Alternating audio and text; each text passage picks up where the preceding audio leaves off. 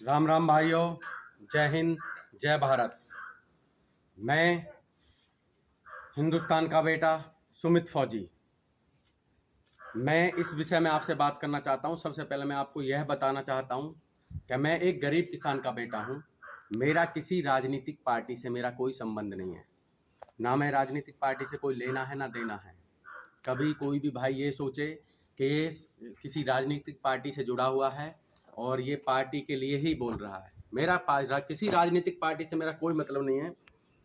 और जो यह अग्निपथ 4 साल की भर्ती प्रक्रिया चलाई है उसके बारे में मैं आप सबसे बात करना चाहता हूँ।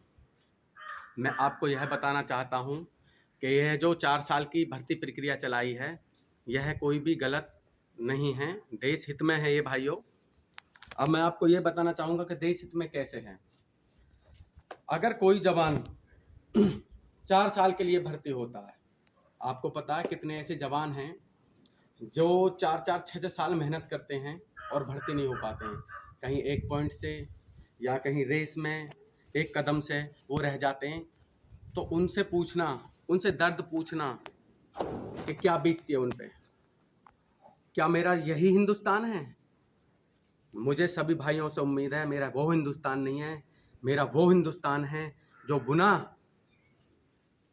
बिना रोटी बिना पानी के 21 दिन तक दुश्मन के छक्के छुड़ा सकते हैं। मेरा वो हिंदुस्तान है। मैं इस कायर हिंदुस्तान को नहीं जानता जो आत्महत्या करे।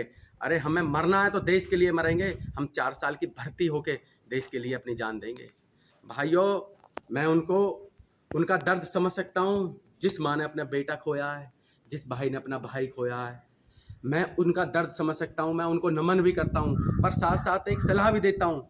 आत्महत्या करना कायरता है। कायर मत बनो, वीर बनो, वीर। जो धरती का सीना फाड़ के अपना हक ले सकता है, जो पहाड़ों को चीर करके रास्ता बना सकता है, तुम वो वीर हो। क्यों भूल जाते हो? तुम एक सच्चे हिंदुस्तानी हो। मैं आपको बताता हूं, जो भर्ती प्रक्रिया थी पहले वो अभी भी है, सिर्फ नजरिया बदला है। वो इसलिए क्योंकि वो सबको रोजगार देना चाहते हैं। कितने परिवार ऐसे हैं जिस परिवार में से आज तक उनके दादा परदादा भाई बहन कोई भी उस परिवार में से फौज में नहीं है, फौजी नहीं है। उनको बस दिल में रहता है कि काश मेरा भाई, मेरा बेटा, मेरे पापा एक फौजी होते। उनको पता चलता। क्या आप चाहते हो? क्या आप नहीं चाहते कि कोई भी इस देश में हर परिवार में से फौजी बने? नहीं चाहते क्या आप? मैं चाहता हूं कि हर घर में से एक फौजी बने और देश की जरूरत पड़ने के लिए दुश्मन की जान ले भी ले और दुश्मन के लिए लड़ते लड़ते अपनी जान दे भी दे, उसको तनिक भी दुख ना हो। और मैं तुमसे वादा करता हूं भाइयों, मैं जरूरत पड़ने पे लिए जान दूंगा भी और दुश्मन की जान लूंगा भी। जान इतनी आसानी से नहीं दूंगा। सामने जब दुश्मन होगा, जब तक मेरी एक सांस में सांस रहेगी, उस दुश्मन को मारता रहूंगा। और जब कैसे ही कोई मौत आ जाएगी तो उसका भी हंसकर सामना करूंगा। मेरे भाइयों, आप मत भूलो, आप वो हिंदुस्तानी हो जो ना किसी के सामने झुके हैं ना झुकोगे। रही 4 साल की बात, आप 10वीं पास करके, 10th पास करके आप सीधे भर्ती हो जाते हो। आपके पास कितना ऑप्शन है? आप अपनी पढ़ाई जारी रखिए, उसमें साफ साफ है आप आगे की पढ़ाई करेंगे। 12th कीजिए, उसके बाद बीए, जो भी आपको करना वो कीजिए। वहां से आने के बाद अपनी पढ़ाई आगे कर सकते हैं। आपको एक बैकअप मिलेगा, आपको भी बैकअप मिलेगा, सरकार को बैकअप मिलेगा। जो अपना बिजनेस करना चाहेंगे उस पैसे से रिटायरमेंट के बाद जो 11,71,000 रुपए की आपको किस्त मिलेगी एक साथ, और जो आपको तनख्वाह मिलेगी आप उससे अपने खर्चे चला सकते हैं, अपने परिवार की मदद कर सकते हैं। क्या आप सोचते हैं अगर आपका सपना फौज में जाने का है, आर्मी का जवान बनने का है, क्या आप अपने माँ बापों के ऊपर ही बोझ बन के रहेंगे? माँ बापों का यह कर्तव्य था, उन्होंने हमें इस लायक बनाया और हमें इतना पाल पोस के बढ़ा गया। अब हमारा कर्तव्य है हम उन माँ बाप की सेवा करें। और मैं आपको बता दूं, मेरी 3 माँ हैं। सबसे पहले मेरी भारत माँ, फिर दूसरी माँ जिसने मुझे जन्म दिया है, और तीसरी माँ ये गौ माता है। अब जिनके मैं बीच में रहता हूँ, जिनकी मैं सेवा करता हूँ। और मैं बार बार आपको यह समझाना चाहता हूँ, किसी भी राजनेता किसी भी नेता के बहकावे में नहीं आए, जो देश को खोखला करना चाहते हैं, बर्बाद करना चाहते हैं, सिर्फ अपनी कुर्सी के लिए। वो नहीं देखते हमारे कितने जवान का क्या होगा, कैसे होगा। जो भी मेरे विद्यार्थी, मेरे भाई भतीजे जो भी अपनी पढ़ाई कर रहे हैं, मेरा उनसे यही अनुरोध है, किसी के बहकावे में नहीं आए।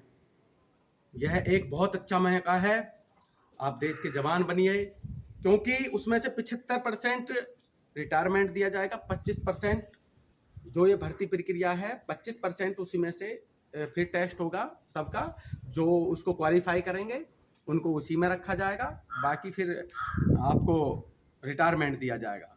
उसके बाद आप कहीं भी, आपके पास बहुत सारे मौके मिलेंगे, आप अपनी पढ़ाई रख सकते हैं, आप अपना कोई बिजनेस कर सकते हैं छोटा मोटा उस 10-12 लाख रुपए से, या फिर आप कोई जो है लोकल पुलिस में जा सकते हैं, बैंक में जा सकते हैं, बहुत सारे रास्ते हैं। आपके पास एक्सपीरियंस है, आप आर्मी के जवान हो। कौन ऐसा है जो अपने बारे में सोच रहा है? क्या सभी भाई? मैं जानता हूं हिंदुस्तान का हर एक जवान अपने देश के बारे में सोचेगा, अपने देश पे प्राण न्यौछावर कर देगा। वो तभी संभव है। आप कहते हो पाकिस्तान, मैं पाकिस्तान को कुछ नहीं मानता भाइयों, नहीं उसे मुद्दा मानता। जो हमारा दुश्मन है वो चीन है, जो शक्ति है वो चीन है। हमें चीन से लड़ना है तो हमें एक फौज तैयार करनी है, जो हमारे पास मौका मिला है, क्योंकि जब युद्ध होगा तो आप ट्रेंड सोल्जर को ही बुलाया जाएगा। और जो मेरा भाई तब भी, और जो भी इसमें ये इनका सबका इसको एक अलग नाम दिया गया अग्निपथ का, और जो भी इसमें मेरा जवान भर्ती होगा उसको अग्निवीर बोला जाएगा। और यह भर्ती साल में 2 बार होगी, हर 6 महीने में यह भर्ती होगी। सबको रोजगार भी मिलेगा, सबको मौका भी मिलेगा आर्मी में जाने का, और हर एक वो जवान जो आर्मी के लिए बना है, आर्मी की तैयारी कर रहा है, उसको आर्मी में जाने का मौका मिलेगा। उससे उसको कोई नहीं छीन सकता उसको हक। कितने मेरे जवान भाई ऐसे, कितने भाई मेरे ऐसे हैं जो आज तक आर्मी का सपना लेके पैदा हुए और उनका सपना पूरा नहीं हो पाया। यह मौका आया है, मैं आपको बार बार यही समझाना चाहता हूँ, किसी के बहकावे में ना आए, अपने पैरों पे खड़े हों, अपने देश हित के लिए लड़ें। यह देश हित में है, मैं आपको बार बार यही समझाना चाहता हूँ। दुश्मन का सीना चीरने के लिए तैयार हो जाओ, जो भरा नहीं हो भावों से, जिसमें बहती रसधार नहीं, वो हृदय नहीं, वो पत्थर है जिसमें स्वदेश का प्यार नहीं।